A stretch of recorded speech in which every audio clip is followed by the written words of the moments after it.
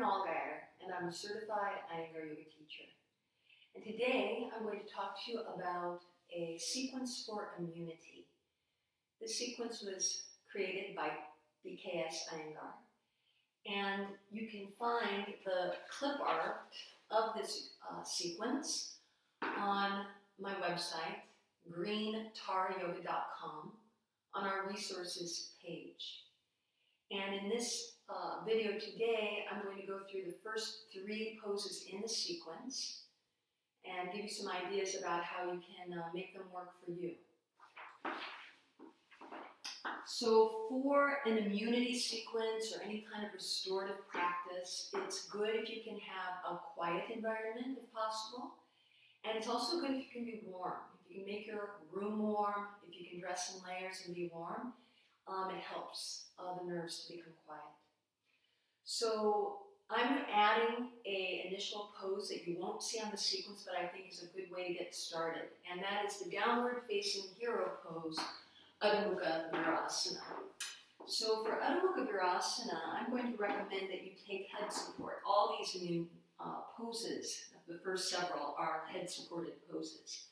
So I have a tri-fold blanket here and blocks for my hands. And so see how the buttock is well placed on the heels, and then I extend the trunk forward. Of course, I'm wearing my glasses because it helps me think, but for restorative practice, of course, you should remove the specs, as they say in India. So I have the palms supported, and I adjust the blanket so it adjusts my forehead but doesn't smash my nose. And then if you find that support isn't high enough, of course, you can turn the blocks up a level. You can make the support higher as needed. Now, some of you might find that this sitting is difficult, so you can put a blanket in between the calf and the knee if it's difficult to bend the knee.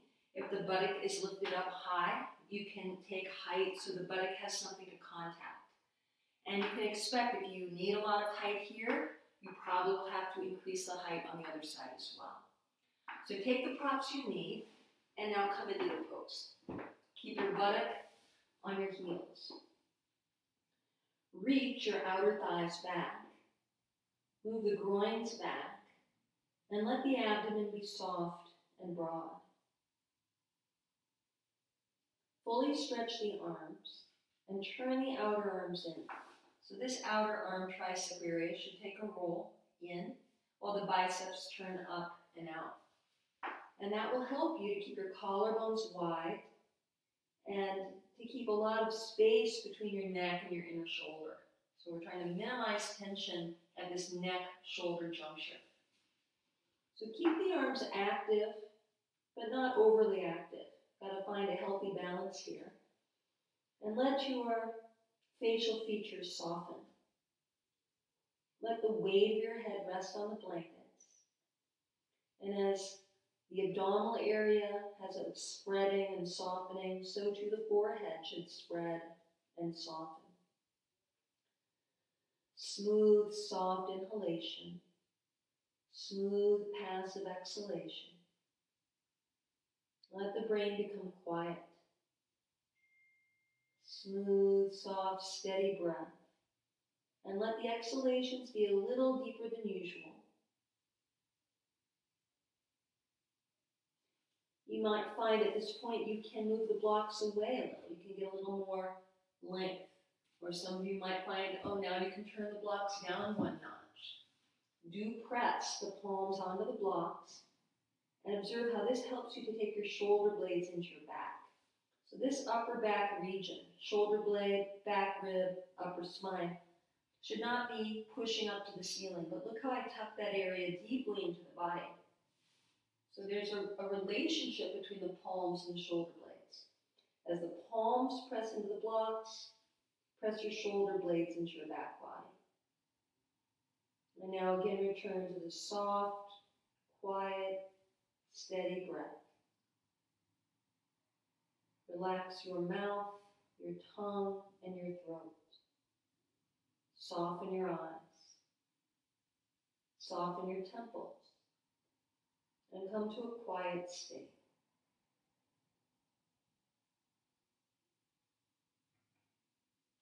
And then slowly come on up. A soothing pose. So on this immune sequence, the timing of the poses varies from 3 all the way up until 10 minutes. So you can go onto your own capacity. In a way, this video is just a kind of primer. When you do the sequence on your own, then of course you can do the timings according to your own level. So the next pose in the sequence is Uttanasana, the intense extension pose. And one way to do this one is with a tall block. And a tall block is placed in such a way that it would support the crown of the head. So my feet are a little apart. I'm striving to get my hips over my heels, and then the head is supported here, and I come on the cup-shaped fingers. So if you are able to do the pose in this way, you should come on ahead and come into the pose now, because then you'll get more timing in the pose while I'm showing some other alternative setups for those who need them. So one way to adjust is to add a second block. So see how you can stack up the block as needed so that you would not have to bend down so far. But it is required that the legs should be able to remain straight. If the fingers can't come down, you can take a light hold on the legs. And those who are already in your pose and practicing, keep your legs firm. Let the sides of the trunk come down. And take just a light lift of the shoulder blades. It shouldn't be overly muscularized, but a light lift of the shoulder blades will give you more width across the collarbones. So if this double block setup worked for you, remain in the pose. And I'll show one more alternative because everybody's not that supple. So in that case, you could take a chair and some blankets for softness. So notice my feet are under the rail of the chair. I start in this concave upper back position and then walk the hands down the chair legs, and now the head is supported. So hopefully now you have found out of those options a setup that's working for you. Press your feet down. Press your feet down and draw your legs up so the legs are fully straight. Keep the legs firm and allow the trunk to release down. Stay in the pose now with smooth, soft, and steady breathing. As you draw the legs up to their full straightness, particularly lift the inner thigh from inner knee to inner groin. Lift the inner thighs up. Lift the groins and the abdomen up so the abdomen is broad. It is not hardened, but nor is it dropping down. And then with that strong lift of the legs, let your whole trunk release from the hips to the waist, to the ribs, to the armpits. Let the sides of the trunk release down. Lightly lift the shoulder blades and broaden the collarbones. Keep the collarbones broad so there's lots of space between your neck and your shoulders. Smooth, soft inhalation. Smooth, soft exhalation. Keep the facial features passive. And with each exhalation, bring the mind to a more calm and quiet state.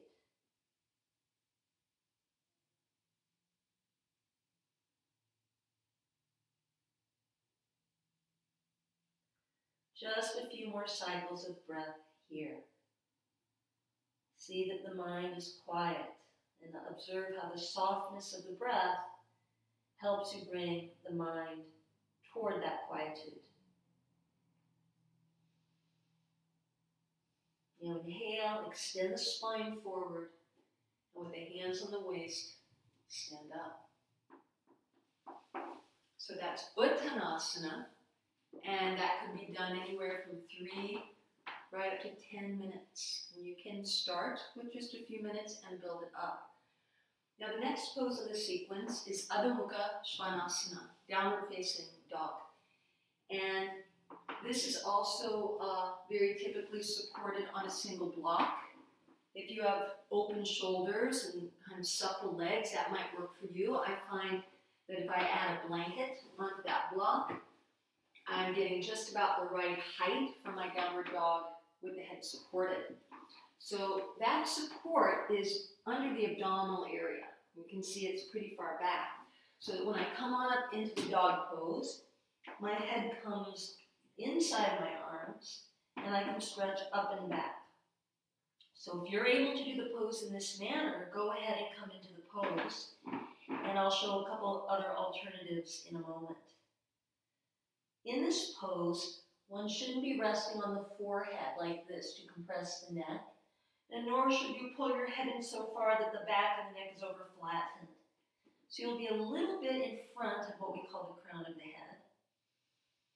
And then the arms and legs should stretch fully.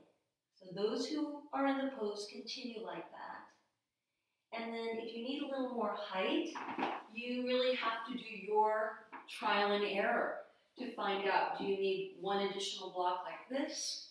Do you need one additional block like this? You have to find out what you need. And the truth is, sometimes figuring out this head support can be a little tough. And if it doesn't quite work out for you, go ahead and do the pose without the head support. If you have the low rope available, you can do the pose on the low rope. And if you don't have the low rope available, you can take a yoga strap, put it around the doorknob, like so, and use that strap as a support for your hips in your dog pose. So those are other ways to make this pose more soothing.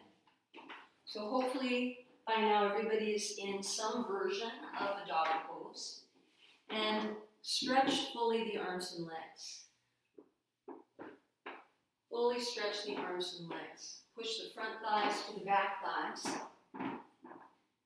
And move the back thighs into the space behind you. Stretch back. Fully straighten the arms. Take the outer arms in, and yet keep width in the collarbone, so there's space between the neck and the inner shoulders. So this firm stretch of the arms and legs, elongate the trunk. From the armpits to the side hips, elongate the trunk.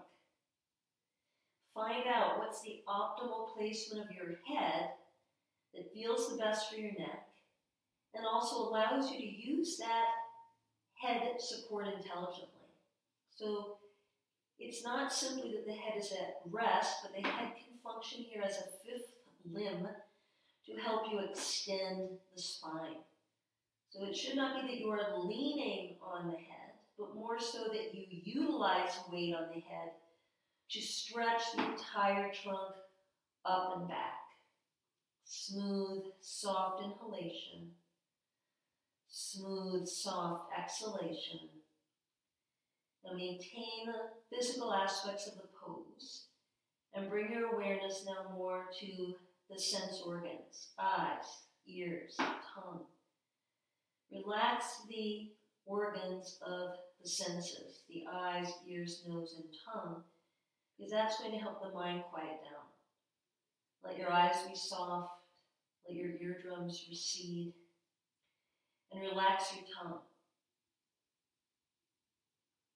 Let your facial features be soft and passive.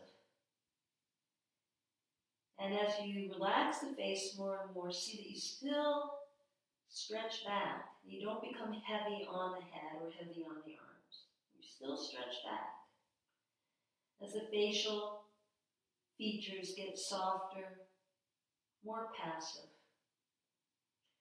Then let your mind rest on your breath. Smooth, soft inhalation. Smooth, soft exhalation. Just a few more rounds of breath here. How quiet can the mind be while you sustain this Adho Mukha Svanasana, downward facing dog?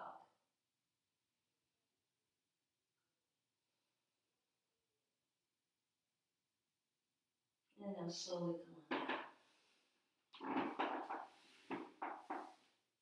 So the last pose I will talk to you about in this video today is called Prasarita Padottanasana. It's the wide-legged intense extension pose. So for this one, you'll need a couple blocks, perhaps a blanket, and it is yet another standing forward extension with the head support. So take the feet 4.5 feet apart, depending on your height, and press the feet strongly down. Press your feet down, draw your legs up, and lift up through the trunk. So with the legs straight, bend at the hips, and place the hands on the blocks. And you can adjust the height of those blocks according to yourself, as long as you're still able to keep the legs straight and keep the concavity of the upper back. And by that we mean that upper back shouldn't harden or round up to the ceiling, but instead tuck the back ribs in, tuck the upper spine in, so the breastbone comes forward, the chest is wide, the shoulder blades are well back, away from your neck. Then, on an exhalation, keep your legs straight, take your trunk down, and use support for your head. So here's where you get to build the proper height for your head. Could be any combination of this block height. If you're more supple, a folded blanket may be enough. Now the arm position here, I'll move these so you can see that a bit better, is that the elbows roll from the outside in, the palms are about shoulder width, and the shoulder blades take a lift up. So my head is at rest, but I'm not leaning on my head. I'm standing on my legs, letting my head be at rest while my elbows roll in and the shoulder blades take a lift up. So if you are able to do the pose in that manner, please go ahead. Perhaps you're still figuring out what kind of height you need. You may find that you can't put the blocks so far back between the feet. Maybe it has to be a little more forward. And if the hands don't come down, then you can hold on to the calves instead. So now, perhaps a few more of you have found a technique that is working for you. But a few will definitely need the chair. So it takes time for the legs to stretch and become supple, and so the chair becomes really a good friend. So I've got the chair here in front of me. And in this case, the arms will rest on a chair seat, and in all likelihood, you won't be very close to the crown of the head. You'll probably be a little bit more on the forehead. So whichever version of this pose you've been able to accomplish, stay in your pose. And fully stretch your legs. Let your legs be firm, and allow the sides of the trunk to come down. The lift of the shoulder blades should have a light quality. Don't over-muscularize that. But lift the shoulder blades away from the neck in such a way that the collarbones become broad.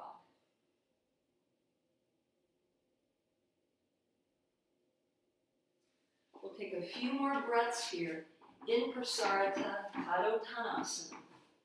Keep your legs firm, let your trunk release down, and now soften your eyes. Relax your throat. Let the temples be relaxed and quiet down mentally. Smooth, soft inhalation. Smooth, soft exhalation.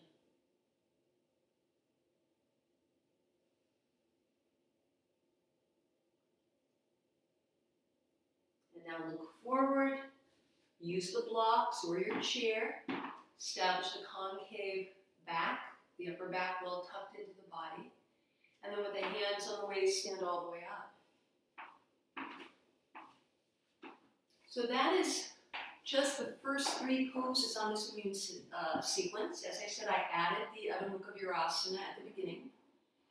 So if this is your complete practice for today, then you could go ahead and lie down now in Shavasana.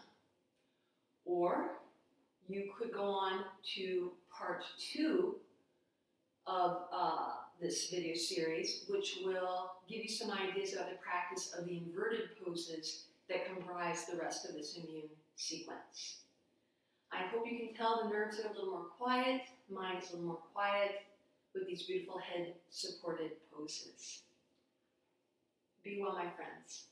Namaste.